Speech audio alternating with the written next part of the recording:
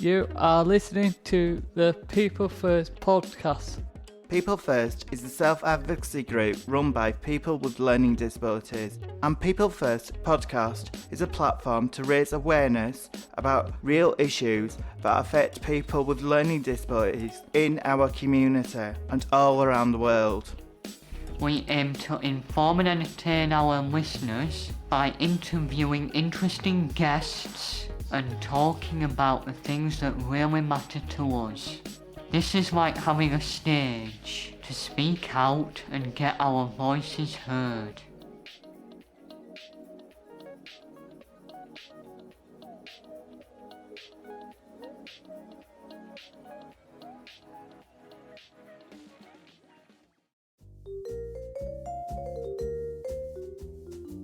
Welcome to People First podcast.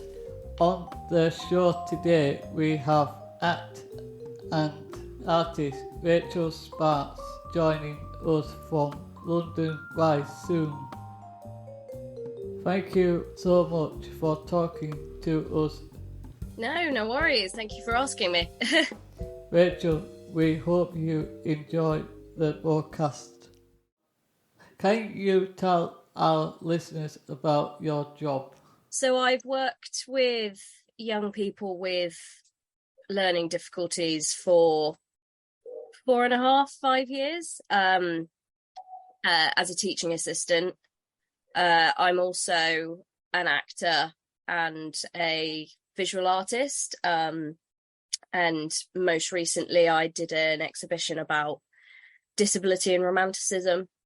So it kind of all ties together. I find my work with like SEN students ties in with my theatre work. I do theatre workshops. And yeah, it inspires my art as well. What have been your favourite actors role you have had? Oh, my favourite acting role? That's a very good question. So I've done quite a bit of Shakespeare. I really enjoyed doing Julius Caesar. I played Mark Antony, which is a very exciting role. Yeah, I think Mark Antony would be my favourite because there's a lot to get your teeth into with that role. It's a very strong, powerful character and interesting to make that character into a woman because I'm quite interested in issues around feminism and women and women's voices as well. Have you ever write your own play? I have. Yes, I have. I recently, actually, end of June, a play that I've written went on at the Drayton Arms Theatre in London. It was called The Committee, and it's actually deals with quite a lot of issues around mental health. So it's basically about personifying the little voices in your head into an office context. So each of the characters you had, like marketing and finance, represented a different aspect of your brain. We read that alongside your creative work, you have worked with young people with learning disabilities. Can you tell us more?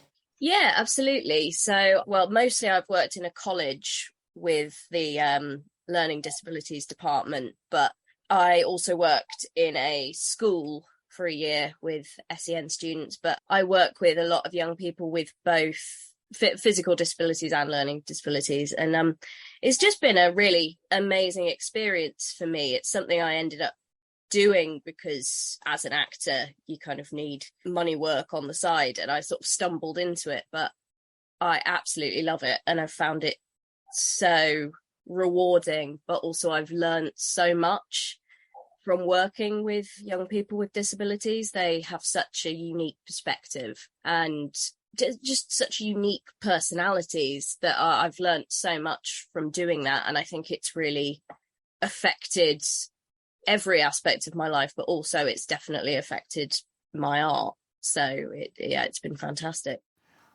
What can you tell us about the reacting Romanticism, a disability and woman rights exhibition you were a part of?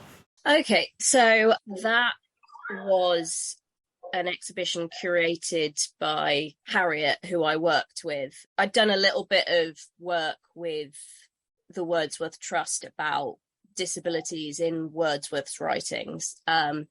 So they recommended that Harriet get in touch with me because she was doing this project about female writers with disabilities in the Romantic period. And basically we formed a sort of collaboration where she was going to do some literature workshops with people with various kinds of disabilities about the texts that these Romantic writers had written. And then I did a theatre workshop with some non-disabled people, which was more about helping a group of non-disabled students understand a bit more the experience of living with disability.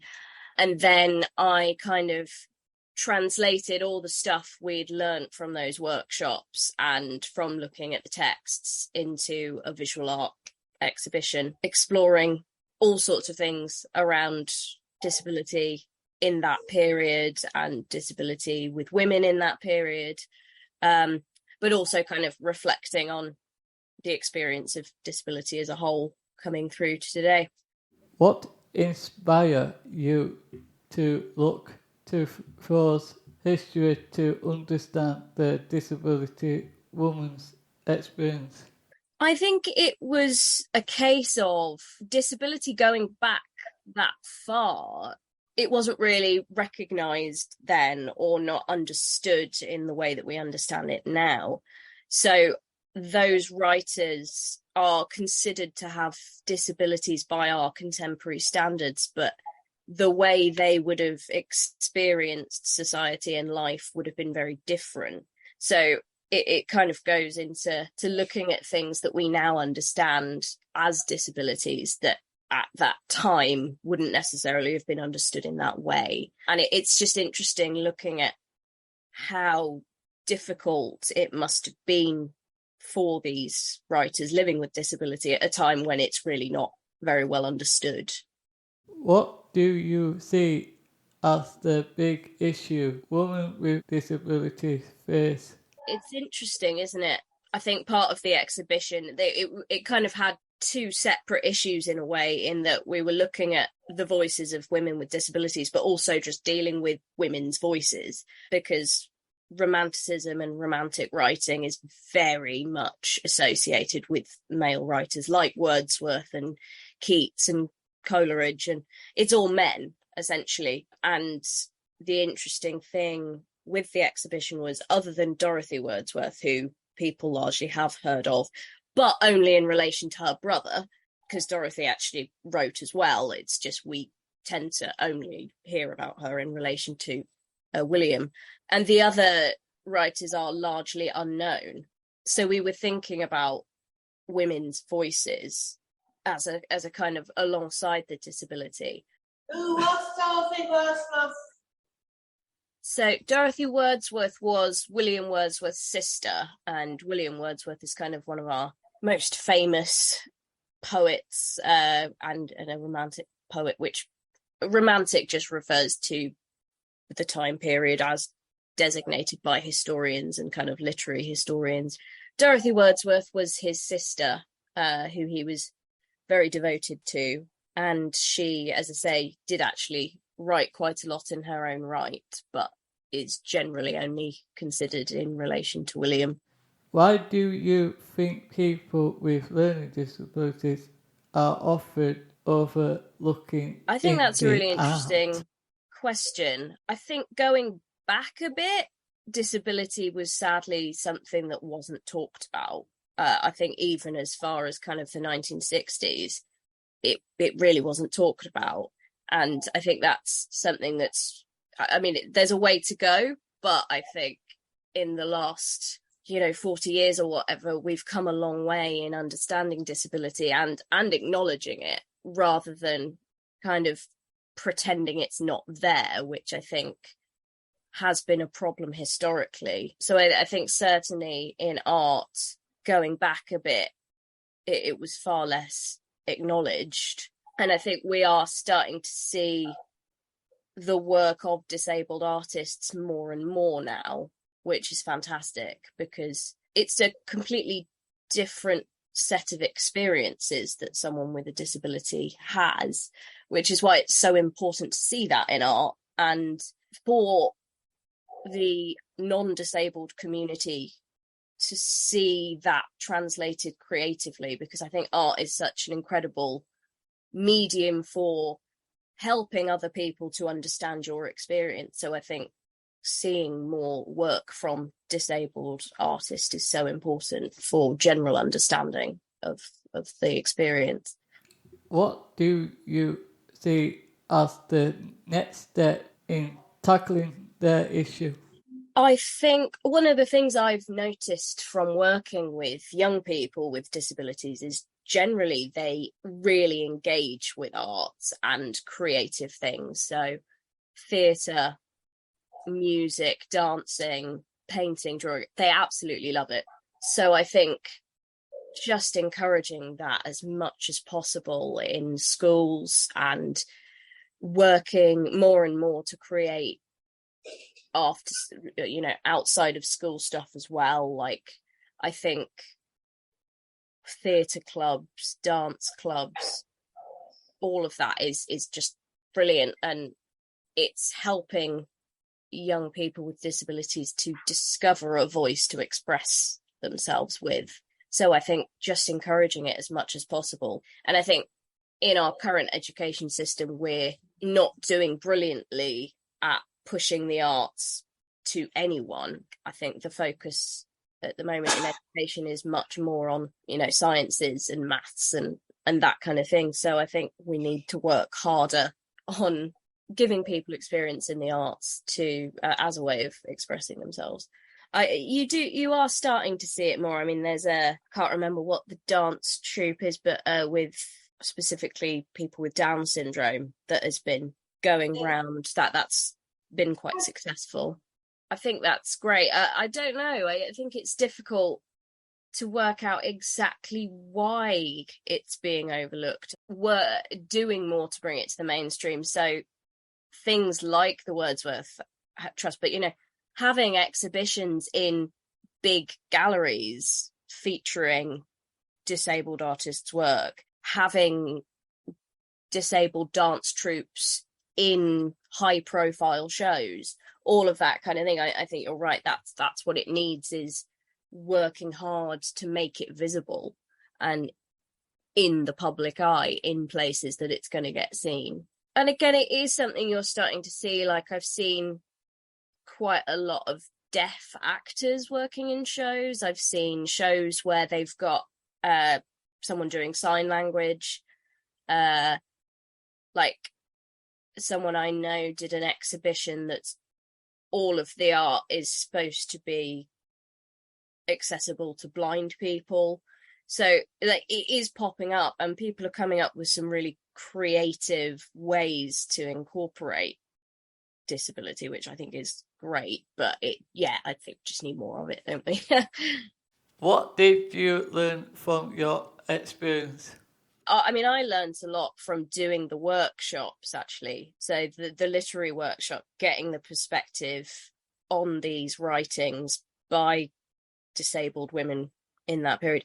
So getting the voices of disabled people looking at those texts was really interesting, and their perspective on how potentially the experience of being a disabled woman has changed, and also the ways in which it hasn't really changed was really interesting. But also my workshop that I did with non-disabled people, I kind of did a series of exercises to help them understand what it would be like to have a hearing impairment, a visual impairment, being in a wheelchair, that sort of thing. And I learned a lot from that and their perspectives, and the things that they found frustrating and the things that they found challenging that they wouldn't necessarily have guessed that they would find challenging.